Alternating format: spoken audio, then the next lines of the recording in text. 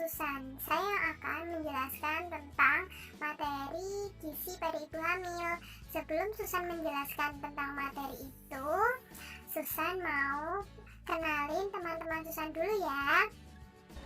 Halo teman-teman, kenalin, nama saya Hidayatus Sakinah, nomor absen 34. Halo teman-teman, perkenalkan nama saya Putri Nurfasti Jufri, nomor absen 26. Halo, saya Lita Asriani, nomor absen 5. Halo, perkenalkan nama saya Afiani Triyulianti, nomor absen 6. Halo, perkenalkan nama saya Alia Farhana, absen 9. Halo teman-teman, kenalin, namaku Salsa Karisma Mahakirana, absen 10. Halo, nama saya Rima Inayatul Mufidah, nomor absen 16. Hai, nama aku Amalia Sofa. Halo, perkenalkan nama saya Intan Nuridaya, nomor absen 28. Halo, perkenalkan nama saya Nurul Faiko, absen 3. Nah, udah kenal kan sama teman-teman Susan?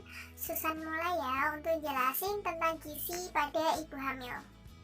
Oke, langsung saja di sini apa saja yang akan kita bahas mengenai zat gizi pada ibu hamil.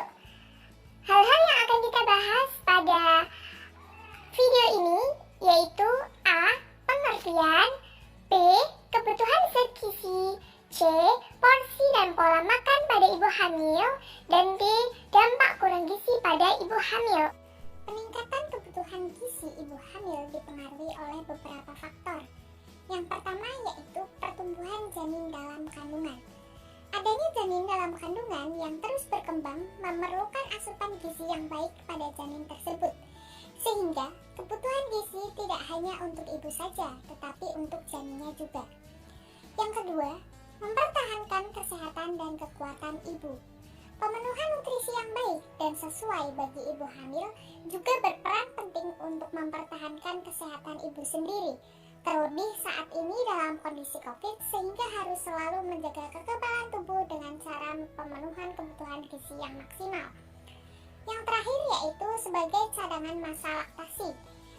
Selain dipengaruhi oleh janin dan ibu, pemenuhan kebutuhan zat gizi sangat berperan sebagai cadangan masa laktasi, terlebih pada kehamilan trimester akhir. Nutrisi yang baik untuk ibu hamil. Pada masa kehamilan perlu adanya tambahan 300 kalori terutama di trimester kedua dan ketiga. Kebutuhan nutrisi harian ibu hamil adalah kalsium sebanyak 1000-1200 mg, folat sebanyak 600-800 mikrogram, dan zat besi sebanyak 27 mg. Berikut daftar kandungan nutrisi yang dibutuhkan di masa kehamilan. 1. Protein. Protein berguna untuk membantu pertumbuhan dan perkembangan sel atau jaringan, termasuk sel otak pada janin. Sumber protein terbaik untuk ibu hamil meliputi daging sapi tanpa lemak, ikan, boga bahari, daging ayam, dan kacang-kacangan. 2. Karbohidrat. Makanan sumber karbohidrat yang baik meliputi nasi, kentang, sereal, pasta, sayuran, dan buah-buahan. 3. Kalsium. Kalsium berguna untuk membangun tulang dan gigi janin.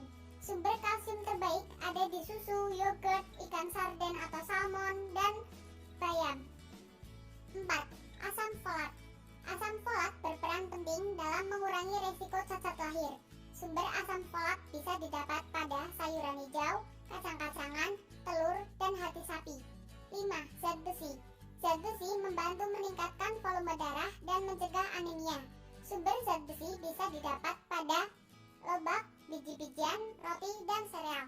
Kebutuhan vitamin yang harus dipenuhi oleh ibu hamil yaitu vitamin A untuk kesehatan kulit dan mata serta pertumbuhan tulang. Vitamin C untuk kesehatan gigi, gusi, dan tulang serta membantu penyerapan zat besi. Vitamin B6 untuk pembentukan sel darah merah, untuk manfaat protein serta lemak. Vitamin B12 untuk menjaga kesehatan sistem saraf, dan vitamin D untuk kesehatan tulang dan gigi serta membantu penyerapan kalsium. Bahan zat gizi selama kehamilan. Kebutuhan gizi untuk ibu hamil setiap harinya ditambah sesuai dengan usia kehamilan. Hal ini dikarenakan adanya perkembangan dan pertumbuhan janin. berikut di bawah ini merupakan jumlah penambahan yang harus dipenuhi selama hamil trimester 1 dan 2-3. Bisa dilihat di gambar. Terus untuk bahan makanan yang dihindari dan dikurangi oleh ibu hamil: 1. Menghindari makanan yang diawetkan karena biasanya mengandung bahan tambahan makanan yang kurang aman. 2. Menghindari daging, telur, ikan yang dimasak kurang matang karena mengandung kuman yang berbahaya untuk janin. Yang ketiga, membatasi kopi dan coklat. Di dalamnya terdapat kandungan kafein yang dapat meningkatkan tekanan darah. Yang keempat, membatasi makanan yang mengandung energi tinggi seperti yang banyak mengandung gula, lemak misalnya keripik dan cake. 5.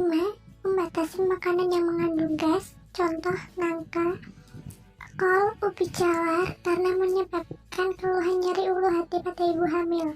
Dan yang terakhir, membatasi konsumsi minuman ringan atau soft drink karena mengandung energi tinggi yang berakibat pada berat badan ibu hamil meningkat berlebihan dan bayi lahir besar. Porsi dan pola makan ibu hamil. Frekuensi makan dalam sehari merupakan seringnya seseorang melakukan kegiatan makan dalam sehari, baik makanan utama ataupun selingan. Sebanyak 3 kali makan utama dan 2 kali makan selingan atau porsi kecil, namun sering dan harus sesuai porsi. Jadi, jumlah atau porsi makanan ibu hamil dalam 1 kali makan merupakan suatu ukuran atau takaran makan yang dimakan tiap kali makan. Oke, pesan gizi seimbang untuk ibu hamil. Yang pertama, mengonsumsi aneka ragam pangan lebih banyak, berguna untuk memenuhi kebutuhan energi, protein, dan vitamin, serta mineral sebagai pemeliharaan, pertumbuhan, dan perkembangan janin, serta cadangan selama masa menyusui. Yang kedua, membatasi makan makanan yang mengandung garam tinggi untuk mencegah hipertensi karena meningkatkan resiko kematian janin, terlepasnya plasenta, serta gangguan pertumbuhan.